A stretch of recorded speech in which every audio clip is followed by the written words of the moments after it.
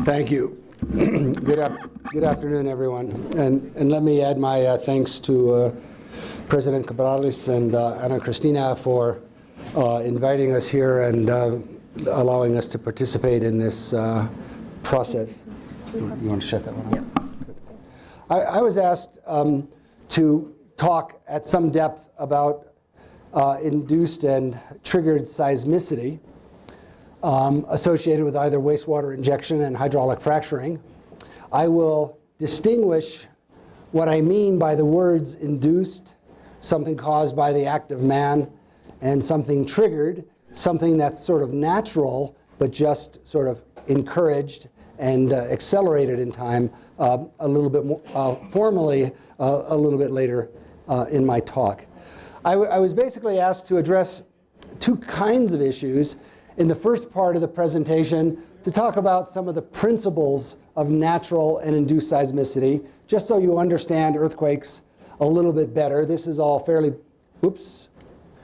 basic information, but just so we're all dealing with the same information. And then in the second part of the talk, actually talk about case studies, things that have happened mostly in North America, and how we might manage the potential risks associated with induced and triggered seismicity. Now, this has all been sort of front page news in the United States for the past couple of years.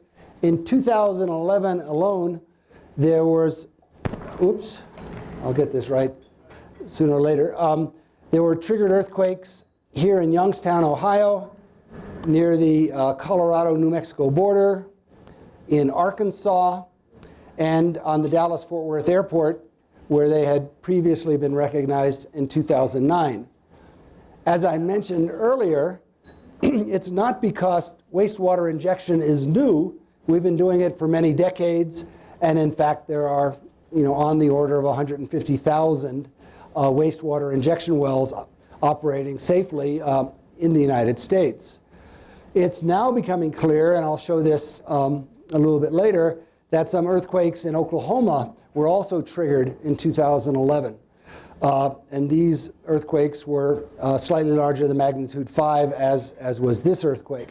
So these are widely felt and cause some damage close to the earthquakes. And so it seems like this is a new phenomenon, but in fact, and has led to a study carried out by the U.S.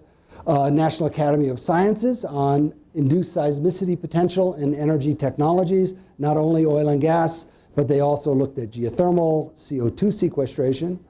And in the United Kingdom, the Royal Society was asked to review an earthquake triggered by shale gas development, which I'll talk about later. So there's been a lot of news, a lot of activity, all addressing this seemingly new issue of induced and triggered seismicity. And the reason I say seemingly new is that we've known about the potential for fluid injection to trigger seismicity for roughly 50 years. It was first noticed in the early 1960s near Denver, Colorado, that the injection of wastewater at the Rocky Mountain Arsenal seemed to trigger several earthquakes. When they were injecting wastewater, a number of earthquakes were occurring. The injection slowed down, the earthquakes slowed down. They began injecting again, the earthquakes came back. There was a period of no injection, the earthquakes subsided. They began injecting again, and the earthquakes came back. Not long after that, in western Colorado, Chevron was carrying out a water flood at very high pressure in a field called Rangeley. And in this Rangeley oil field, Chevron noticed that earthquakes seemed to be occurring when they were injecting. They called in the U.S. Geological Survey, and in collaboration, the U.S. Geological Survey and Chevron carried out what was called an experiment in earthquake control. So here are all the earthquakes, and they weren't measuring pressure, but they were injecting. Then they started measuring pressure, and they noticed when the pressure was sort of above this dashed line, they would get earthquakes. They'd drop with pressure, the earthquakes would go away, they'd bring the pressure up, earthquakes would occur close to the line, a few earthquakes, they drop it, the earthquakes would drop, the earth pressure comes back up, and the earthquakes come back. They could turn the earthquakes on and off by changing the reservoir pressure. Let me say a few words about how earthquakes work so you understand why this happens. Okay, so let's understand crustal earthquakes. Well, in the modern era, earthquake science started in a lab at MIT by a professor named William Brace, and one of his students, James Byerly, who was in fact my PhD advisor. And what they did is they had samples of rock in the laboratory, and sometimes they would put a saw cut in the rock, or sometimes they would actually break the rock under high axial stress, and then they would slide along this fault. And the stress, oh, I've got a fat thumb and it's a thin button, I apologize. The stress would build up, the fault would slip, the stress would build up, the fault would slip, the stress would build up, the fault would slip. And they called this stick slip. And it was seen as an analog for crustal earthquakes. And they did this a variety of ways on a wide variety of rock types. Now, once there is a fault in rock, you can do that kind of test. And basically, all of this is occurring at a stress level, a force level, which is called the frictional strength. So we build up to the frictional strength, the stress would drop, you keep loading it, you build up again to the frictional strength, the stress would drop, and so on. Now the idea of friction actually started with Leonardo da Vinci, of all people, and his notes were later translated by a monk named Amundsen, and so it's called Amundsen's law, which seems a little bit unfair, but that's the way it goes. And you can think about friction like a block sliding on a plane. What Da Vinci and then Amundsen demonstrated is that this block will slide down the plane when the ratio of the shear stress, that's the stress pushing parallel to the plane, to the normal stress, that's the stress holding it down, acting perpendicular to the plane, when that ratio reaches a property called the coefficient of friction, that will slide. So if you think about an experiment, we had a plane right here and we had a block. If the plane was kind of low, there'd be lots of normal stress, not much shear stress, and as we tilt the plane up, the shear stress increases, the normal stress decreases, and then when that ratio reaches this property of the rock called the coefficient of friction, the block would slide. Jim Byerly went on to measure friction for many, many different rock types, and this is about a 25-year-old figure from his famous paper on this, showing that it didn't matter if it was limestone or sandstone or granite, the range of friction values that we get in the lab is between about 0.6 and 1. This makes our life a lot easier, that friction doesn't vary too much from one rock type to another. Now, I did my PhD working in the lab with Jim Byerly, but then I went on and thought, well, you know, if I'm going to work in the lab, I'd like to know that what I'm doing has some relevance to the real world. So I started to do field experiments to test these kinds of ideas of stick slip, whether or not laboratory-derived coefficients of friction, whether these things we measure in the lab are actually applicable to real faults in the earth. And I thought I would do that for 1 or 2 years and return to the lab. My plan was fine, but I'm 35 years behind schedule, okay? Okay, so one of the places we tested the theory was at the Nevada test site in southern Nevada, a place where the US government had tested nuclear weapons. The reason we were working there is because it was a place where the US government was considering building a repository for high-level nuclear waste. This is nuclear waste from commercial power plants all over the country. And so we did some experiments in the early 1980s trying to understand the nature of the faults in the area of this place called Yucca Mountain. Without going into the theory in any complex way, I will tell you that the simple theories and the laboratory-derived coefficients of friction, defined stress levels given by this dashed line. So this is the overburden, the weight of the rock above us. This is the theoretical stress at which the fault would slide. Thank you. And these dots were our measurements, confirming, in fact, that these laboratory measurements and these simple theories actually applied to real faults in nature. And we've done this around the world probably 30, 40, 50 times. And so it's really gratifying that these simple rules that were worked out theoretically and then these simple laboratory experiments gives us real insight into how faults actually work. Now, what does fluid pressure have to do with this? So we have to look at this experiment a little bit differently and realize that this normal stress, the stress that is preventing the block from sliding, is actually sort of the weight of the rock or the block minus the pore pressure. So if there's pore pressure, if we imagine this was a rock at depth and a real fault, what we have to think about is the force pushing perpendicular to it and clamping it versus the pressure which is pushing it apart.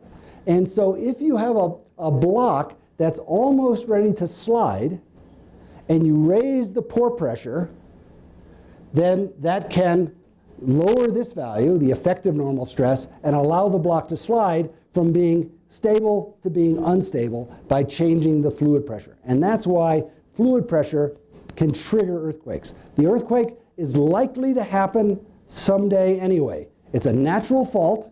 It already has stress on it. Maybe the earthquake is going to be in 100 years. Maybe it's going to be in 1,000 years. Maybe it's going to be in 10,000 years. And all we're doing by changing the pore pressure is sort of unlocking the fault and allowing the earthquake to occur almost immediately. Now, earthquakes are described, of course, in terms of their earthquake magnitude, and everyone's sort of heard about the Richter scale. A better way to think about earthquakes is in terms of a property called the moment. Now, the moment of an earthquake is the area, how large the fault is, how far it slips, and how stiff the rock is. Okay? So now think about the size of an earthquake, not in terms of some measure called magnitude, which is really a measure of the energy release, but in the size of a fault. To get a big earthquake, we need a big fault. And that's described by the moment. But fortunately, we can compare the moment and the moment and the magnitude. So they're really kind of two ways of expressing the same thing, and that's the size of the earthquake, how much energy was released. But when we talk about the moment, we can actually think about physical dimensions, like the area of the fault. So this is what this plot does. It shows earthquake magnitude, and we understand magnitude, intuitively. We know that, if there's a magnitude 3 or 4 earthquake in the vicinity, we might feel it, but it's very unlikely that it's going to cause any damage. When we get up between 5 and 6, if we're close to the earthquake, there might be some damage to poorly constructed buildings.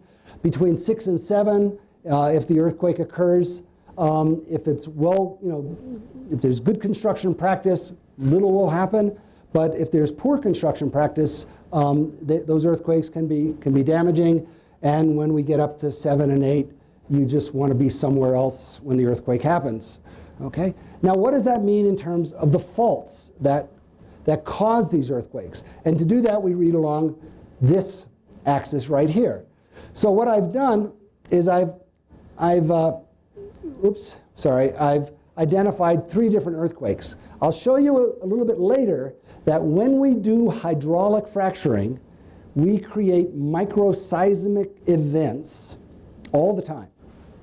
These are approximately magnitude -2, which means they occur on a fault that's less than 1 meter in size, and slip, which is shown by these of less than 1/10 of a millimeter. So these micro-earthquakes that occur during hydraulic fracturing are extremely small. It's the same amount of energy as a gallon of milk falling off of a kitchen counter. Okay? It makes a bit of a mess, but you don't get too worried about it. Okay? Now, in England, there was an earthquake of magnitude 2.3 that occurred during hydraulic fracturing. This occurred on a fault that was about 100 meters in size and probably a few millimeters of slip. Magnitude 2.3 earthquakes are rarely felt, even when they occur very close by. In Arkansas, I mentioned earlier an earthquake that was triggered by wastewater injection. It was magnitude 4.7. And so that's occurring on a fault that's about 1 kilometer in size, and it slipped on about 1 centimeter or so. Okay, so if we want to worry about big earthquakes, we have to have very big faults. And of course, big faults are easy to identify. Small faults are extremely hard to identify. Okay, so it's easy to prevent big earthquakes if we're trying to avoid faults. It's hard to prevent very small earthquakes. Now, why does changing the fluid pressure trigger earthquakes? I mean, are there that many faults that are close to slipping? And the answer is yes, there are. And this idea that the Earth's crust is sort of critically stressed, in other words, the upper part of the Earth, the upper 15 kilometers or so, is at a state where a perturbation, like raising the fluid pressure, could trigger earthquakes. And I compiled some of this for for discussion of CO2 sequestration. But here we see the central and eastern United States, an area thought to be relatively stable, and yet there are earthquakes almost everywhere. Here's Asia and China, there are earthquakes almost everywhere. And even in eastern China, where there are relatively few earthquakes, some of the biggest and most devastating earthquakes in history have occurred. Another piece of evidence for the critically stressed crust is that small perturbations are capable of triggering seismicity even in what appear to be stable areas. The red dots shown here, even up here in the Canadian Shield, throughout eastern China, in stable India, these are places where the building of a dam and the impounding of a reservoir change the pore pressure at depth enough to trigger an earthquake. And that's a very small pressure perturbation. So the moral of the story, as we stand back and look at how the Earth's crust works, is what we have to recognize is when you have a lot of earthquakes in an area, it's really reflecting how fast that area is deforming. It's deforming through brittle failure and earthquakes. It's not reflecting the stress level in the crust. The stress is really high everywhere. Here in the Canadian Shield, where there are essentially no earthquakes over the past few decades, impounding reservoirs triggered earthquakes. The same thing in the Indian Shield here, the same thing in relatively stable eastern China.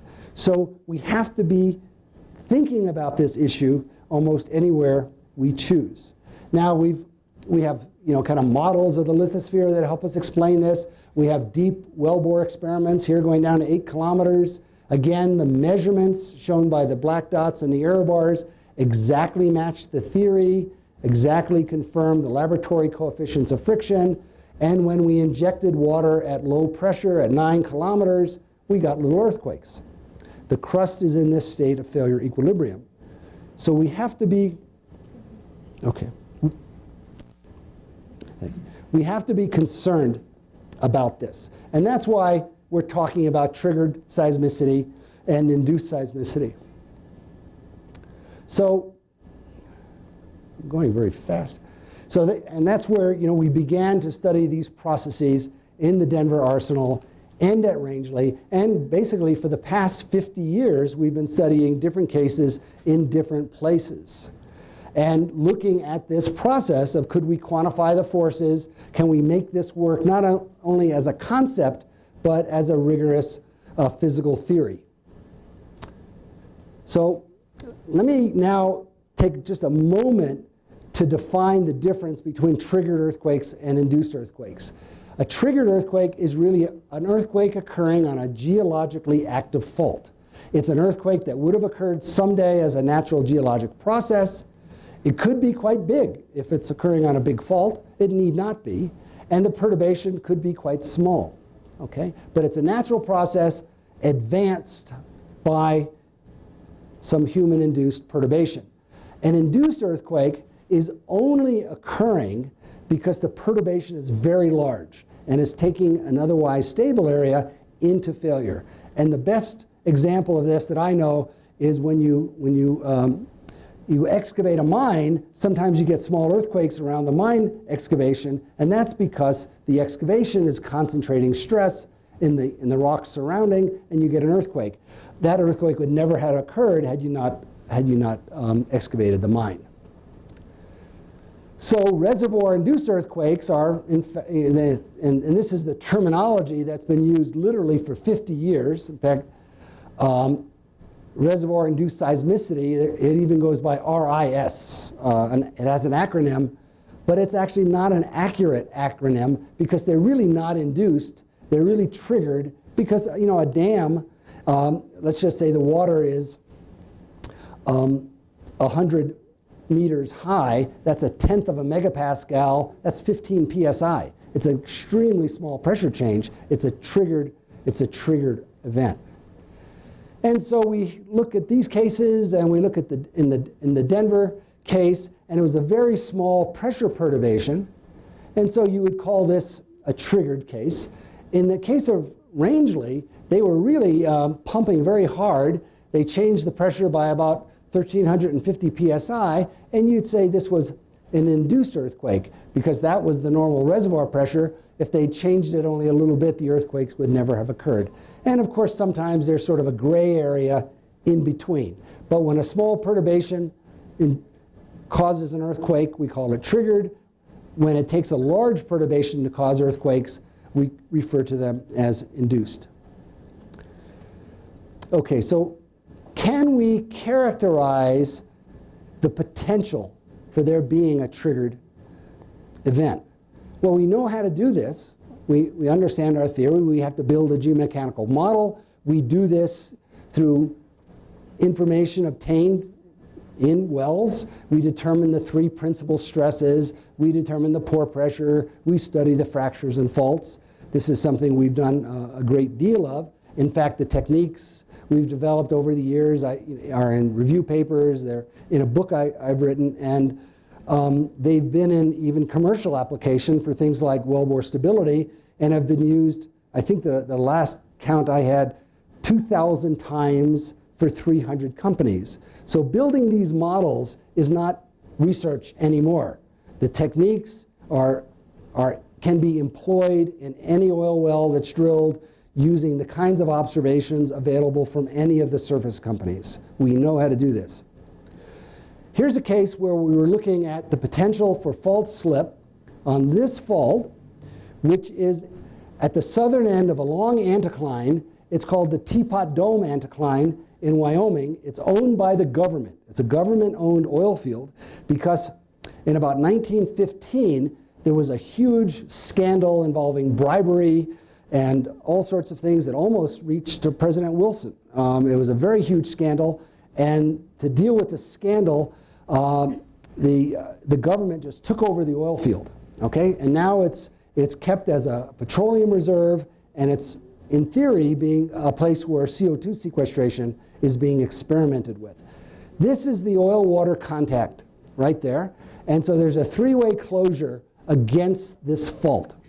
The question was, if we pumped in CO2, would the pressure cause that fault to slip?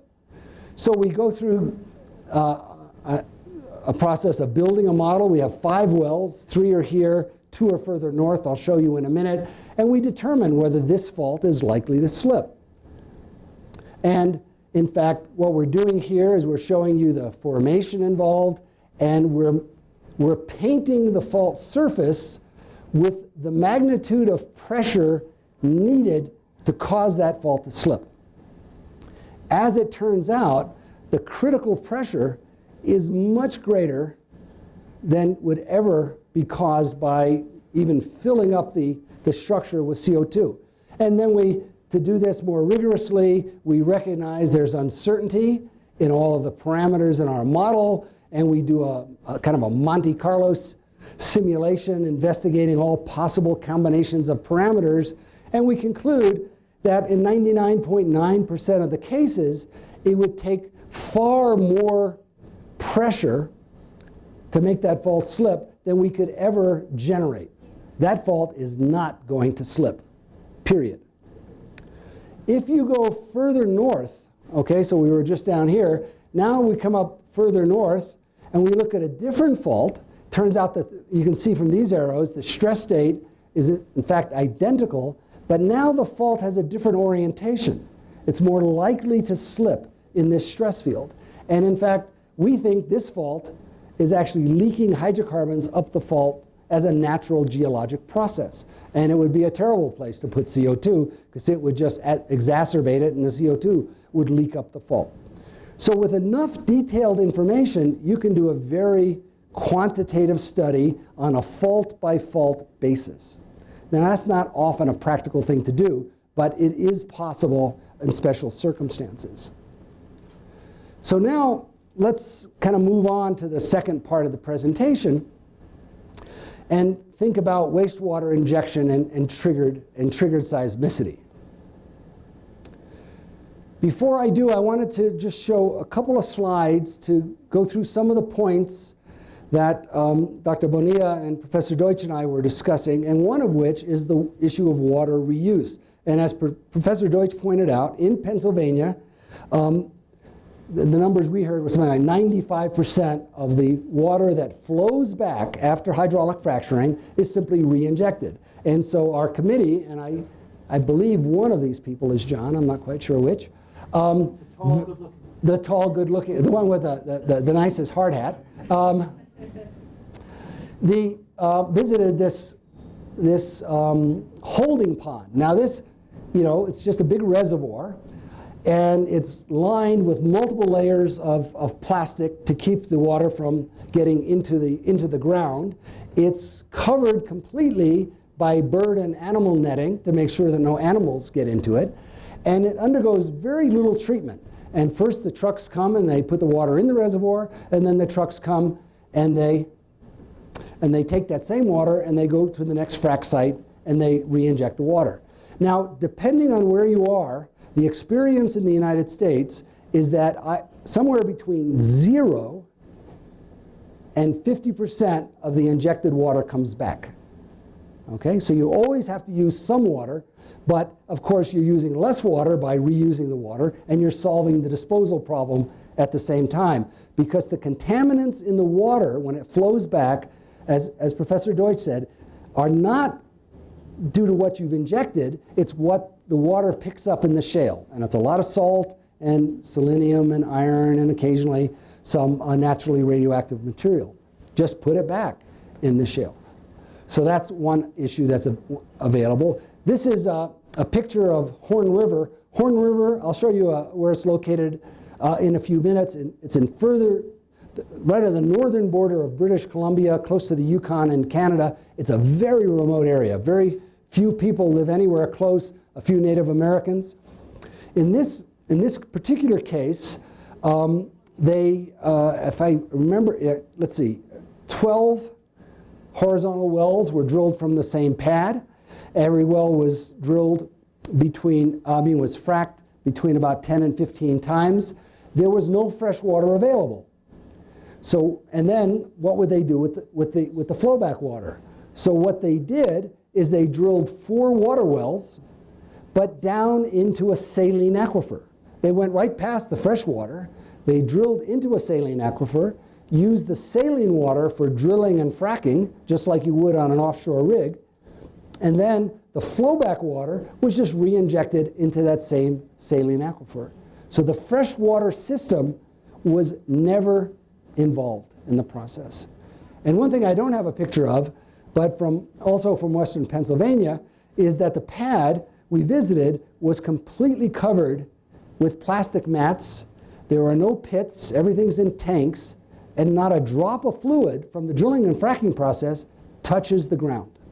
Okay? So all of these technologies are currently being used by the oil and gas industry and are available to prevent, the use of scarce water, to deal with water disposal in the safest way possible.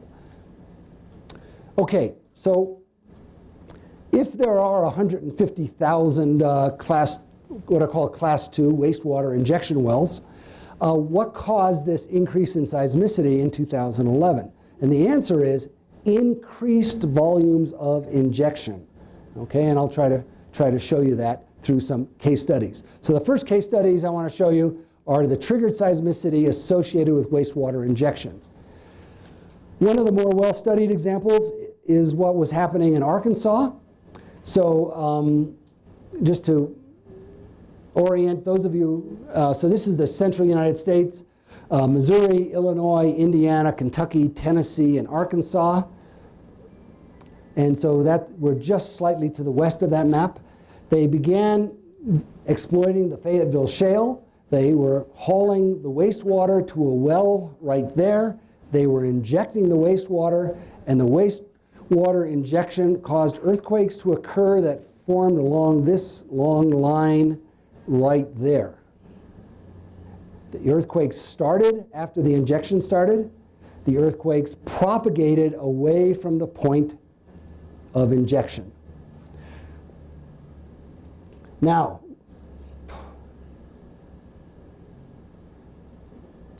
we actually know a fair amount about this area because, so this area is just off this map, about where my pointer is. Immediately to the east is what's called the New Madrid seismic zone. It's an area which in 1811, 1812 produced 3 big earthquakes, very big earthquakes. Earthquakes that if they were to recur today would be very problematic for the people living in the area, for nuclear power plants in central Illinois. And so it's been an ongoing effort for many scientists to study the New Madrid seismic zone. This represents a stress map, so these arrows represent the forces that are in the earth. And as you can see, the direction of force is oriented east-northeast. There are strike-slip faults. The blocks slide past each other. And so if we take these stress orientations and we assume they're applicable right there, which is not hard to believe, what we can see is that these earthquakes were defining a strike-slip fault, which is exactly like the kinds of cartoons that we teach when we're teaching introductory structural geology. The fault was at exactly the right orientation to the stress to be active. It's in an area of active faults, and as soon as we started injecting, that fault lit up and started producing small earthquakes. Okay? That's a little bit problematic, right? I'll come back to it and talk about what we do about cases like that, right? How we manage the risk. Now, I'm really having fun here. Okay. This is the state of Oklahoma. And it shows the seismicity since about 1975. In blue, it's the magnitude 2.5 earthquakes and above. And in red, the magnitude 3.5 earthquakes and above. And as many of you may know, it is typical that for every one unit increase in magnitude, there's 10 times fewer earthquakes in a given area. You get 10 times as many 2s as 3s. You have 10 times as many 1s as 3s. So you have 100 times as many magnitude 1s as magnitude 3s, and so on. So we believe, and our colleagues at the USGS also agree, that the catalog is pretty complete back to about 1975. The network was in, the network was operating. Any magnitude 2.5 earthquake that occurred would have been detected. And what you can see is we were cruising along here with some moderate background seismicity, and then, between 2005 and 2010, the earthquakes just started to increase very, very dramatically. What is happening in Oklahoma? What makes this additionally curious is that it is happening all over the state. So these dark red dots are showing the earthquakes associated with that blue line. It's not earthquakes at a point where water is being injected. It's not earthquakes on a fault that for some reason just naturally woke up geologically and started to produce earthquakes. It is in fact happening all over the state. And we've looked at the injection data, and there's really been no significant change in injection. So this is a real mystery, and it's a geologic mystery. It's not oil and gas mystery. We don't know why the rate of seismicity changed so dramatically, and we're beginning to speculate, and other people are beginning to speculate, and at some point maybe we'll all converge on an interpretation of what is happening in Oklahoma. But in addition to this, what kind of looks like a natural process, a natural increase in seismicity, is triggered seismicity as well. Now this is from a study by Katie Karanen, who was a Stanford graduate student, and she's now a professor at the University of Oklahoma. And it's in a place called Prague. And what happened there is a magnitude 5 earthquake occurred, this earthquake A. Well, as soon as that earthquake happened, Katie ran out and within 24 hours deployed a seismic network in this area, she and her colleagues. And then what happened is earthquake B, that was the biggest earthquake, a magnitude 5.3, I believe, and then earthquake C, which is another earthquake, another magnitude 5 earthquakes. So 3 magnitude 5 earthquakes, a lot of aftershocks. These two were well recorded. Most of the aftershocks were well recorded. Earthquake A is not as well recorded. But it turns out that earthquake A, which is here, is very close to this injection well right there, and these are these 2 injection wells. Now this is not shale gas. This is not coal bed methane. This is produced water in old oil fields. These old oil fields have been water flooded for many, many years, and some of the water is put back in the oil field, and some of it is put into these various disposal wells. Now, the interesting thing about these earthquakes is that they're mostly occurring in the basement, even though the wells were injecting into the sedimentary rocks above the basement. And you can see they define a kind of a through-going fault as shown. Now, what they showed is really interesting because the injection had been going on there for a long time. And in red is well 1. And in well 1, they had been kind of injecting for, so this starts at around 1990, had been injecting along. The pressure at the surface was very, very low. The water was almost falling in under its own weight. There's a little bit of pressure building up. And here's the cumulative injected volume, okay? But then they drilled a second well, or they converted a production well into an injection well. I'm not sure which. But they started to inject in 2 wells right next to each other. And when they started this second well, the pressure increased, okay? The volume, okay, so this is the second well injection. That's the cumulative volume. The volume increased. And then about 5 years after that, the earthquake occurred very close by. So they have argued that it's a case of wastewater triggered earthquakes. And I think there's kind of a compelling case. It's spatially correlated. In 5 years, why 5 years, we don't know, okay? But there was an immediate pressure response. They started injecting more, and the pressure went up, and then subsequently an earthquake occurred. But the really important thing is that they may have triggered earthquake A, but it was earthquake A that triggered earthquake B and C. And this we see all the time, and in seismology it goes by the name of Coulomb stress triggering. But if you have faults that are close to failure, one earthquake can cause the other earthquake to happen. This is why we have aftershocks, and this is why we have earthquake sequences. So we have to remember that this, earthquake A, in fact, was a geologically active fault that was going to slip at some time, and the injection just advanced the process. Okay, now let's move to Colorado, the Colorado-New Mexico border.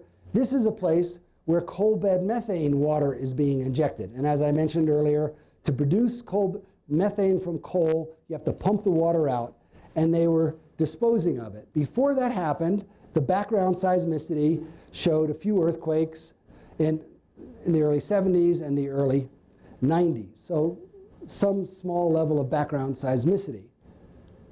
When they started injecting, In 1994, there was a bit of a swarm, a few more earthquakes in 2001. So this has been going on a long time. The largest was magnitude 4.5. This is from the work of a student at the University of Colorado and his supervisor, Shemin Ji, professor of hydrogeology there.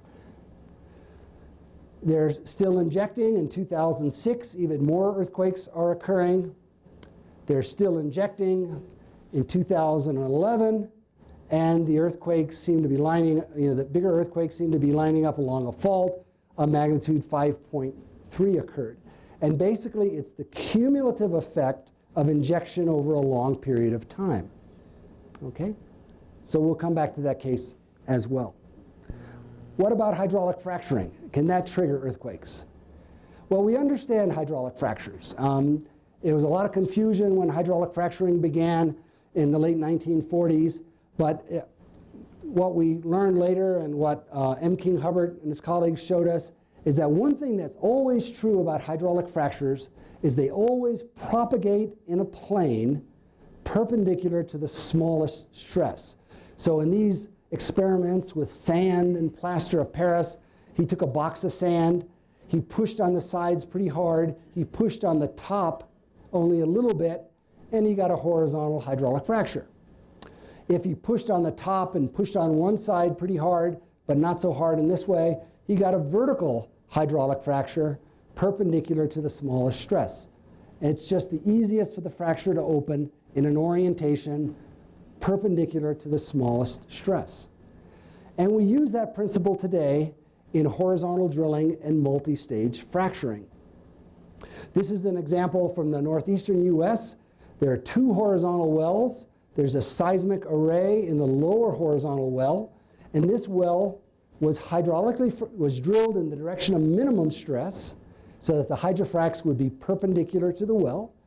And these different colors show the different stages. In other words, the well was fractured here, then it backed up, fractured again, backed up, fractured again, backed up, and fractured again.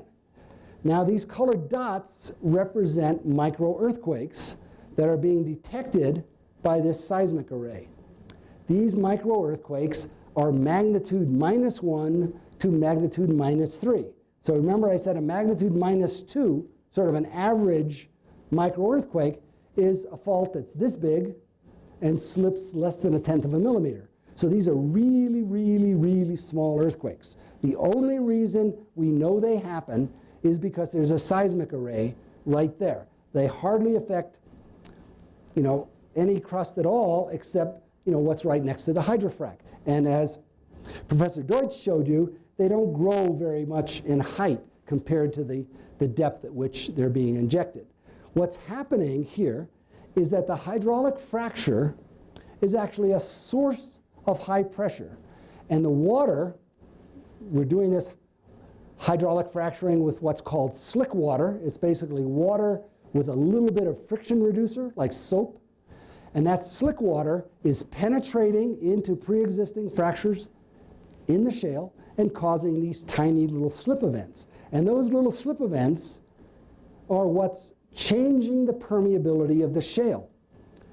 Now, it hasn't been said, so let me point out that the fact that we are just kind of discovering, basically in the last 8 years or so, that we can produce gas from these rocks is because of their low permeability. The Barnett Shale has a permeability of about 100 nanodarcies. Now, that might not mean anything to you as a number, but a standard gas reservoir might have a permeability of 100 millidarcies. So it's a factor of 1,000,000.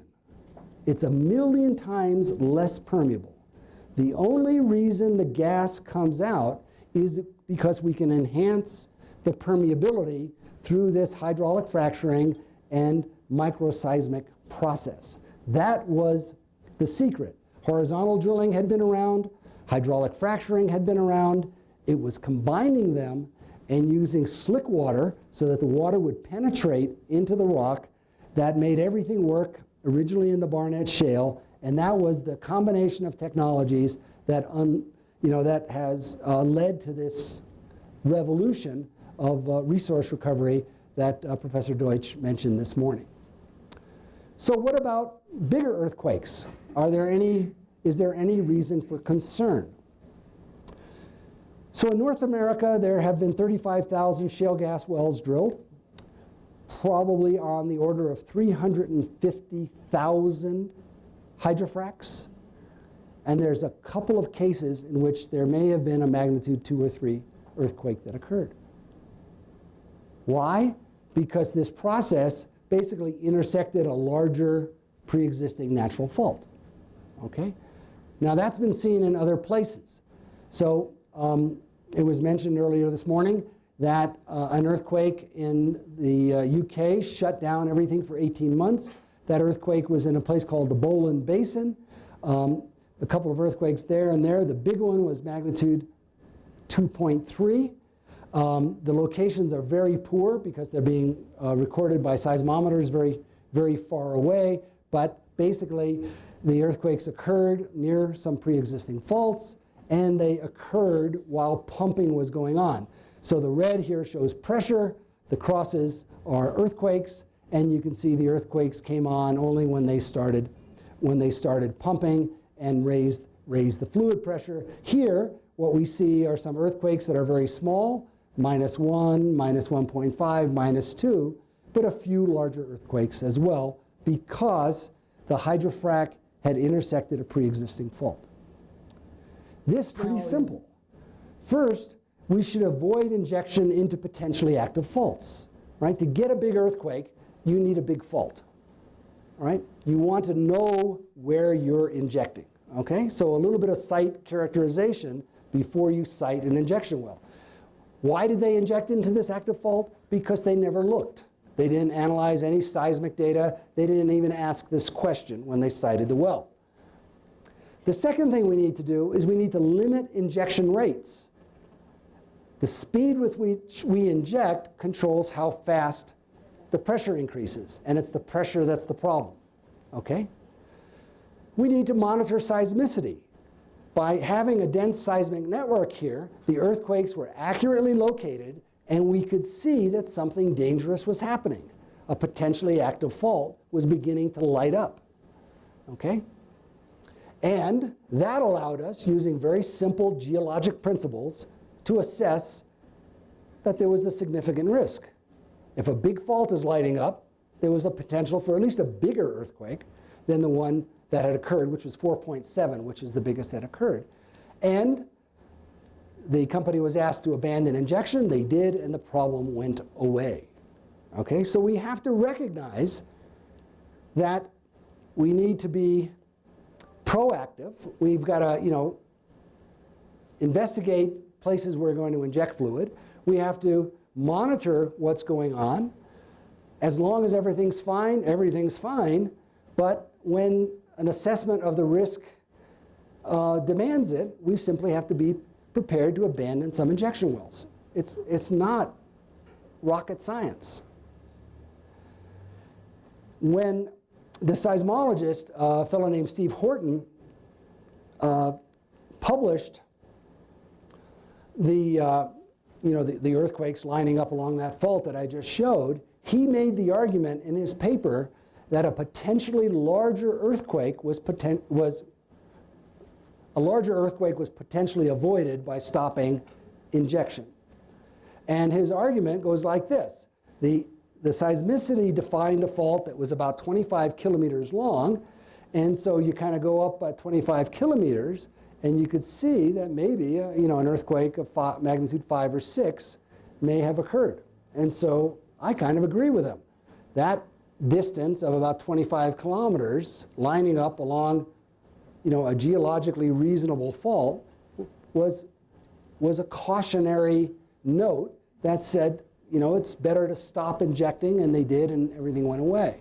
Similarly, when we're hydraulically fracturing, when we expect the seismicity to be up here around the hydrofracks forming this cloud that I described, but they suddenly define a plane going hundreds of meters deeper or shooting off in an unusual direction, we know something else is going on, and it just tells us to stop pumping. I mean, after all, we've got What do we have? 7 wells. We've got about 15 frac stages per well, and all you're going to do is stop fracking, where you've injected this fault, intersected the fault, and then you'll start fracking again. But you're monitoring and you're paying attention. And again, the biggest earthquake that's ever occurred, now in a couple of million hydrofracks done globally, is about a magnitude 3, which is not a very, is not an event to be concerned about. So specific specific baseline data that's required. Well, we want a geomechanical model. We want to understand faulting in the area. We want to evaluate what faults are present and whether they'll slip or not. We know how to do this. We know how to do this. We want to monitor seismicity. We want a dense network of seismometers so that if something does occur, the earthquakes can be accurately located. Okay? And when they start to line up and define larger faults, we have reason for concern. In the study of the Raton earthquakes, they did a very simple hydrologic model. And basically, they were modeling the injection wells, which are shown here by these magenta squares. And what they saw was this halo of pressure building up around this site. Now, the model has a very uniform basement. So the only reason this halo is occurring is because they're injecting a lot more here than they are in other places. Okay, so it's a cumulative effect based on how long and how much they inject. And by 2011, that halo had formed there, and that lineup of red earthquakes occurred right where the pressure occurred. So you have to inject at a rate at which the pressure can dissipate away from the injection wells and not cause a pressure increase near a potentially problematic fault. Okay? So, those are the simple steps. Avoid injection into potentially active faults. We get this by what faults are there and by having a geomechanical model. We limit the injection rates. We monitor the seismicity as appropriate. We have good data. We can assess the risk, if there is any, and we can take action to protect the public. So the recommendations on baseline data, the final thing that Anna Christina asked me to talk about, is perfectly obvious. We need data on historical seismicity. We need data on active faulting. We can build geomechanical models. We've actually built, a student and I about 10 years ago, published a model for Northern and South America, but I'm sure it can be greatly improved. We want to identify optimal formations for injection. And I can't emphasize this enough. It's not something my personal research is involved in, but the fact is we have 150,000 injection wells operating with no problem at all, and a half a dozen where we've had a problem. And that problem is caused by injecting too much water in the wrong formations. Okay? So choose formations that have enough lateral extent, porosity, and permeability, and then adapt the injection process to minimize the pressure increase, and use seismic and pressure monitoring to make sure everything's okay. But so the takeaway message is there cause for concern? Absolutely. The public is concerned. The public is concerned because they feel earthquakes. The earthquakes they feel are usually of really no concern themselves, but we have two forms of a license to operate.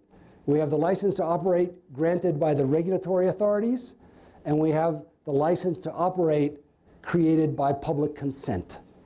And the public has to understand that we're collecting the right kind of data, we've anticipated what can happen, and if problematic things happen, we will take the actions necessary to protect the public. And once they know that, you've solved both problems. Okay? So it's a matter of being, of proactive planning, but there's not any great mystery here. It's not that we don't understand this process. I think we understand it very well, and we have all the tools we need to manage the process. We've not done a very good job so far in the United States but you're just beginning in Columbia, and I think you have the potential to do a good job right from the beginning. So I'll stop there. Thank you very much.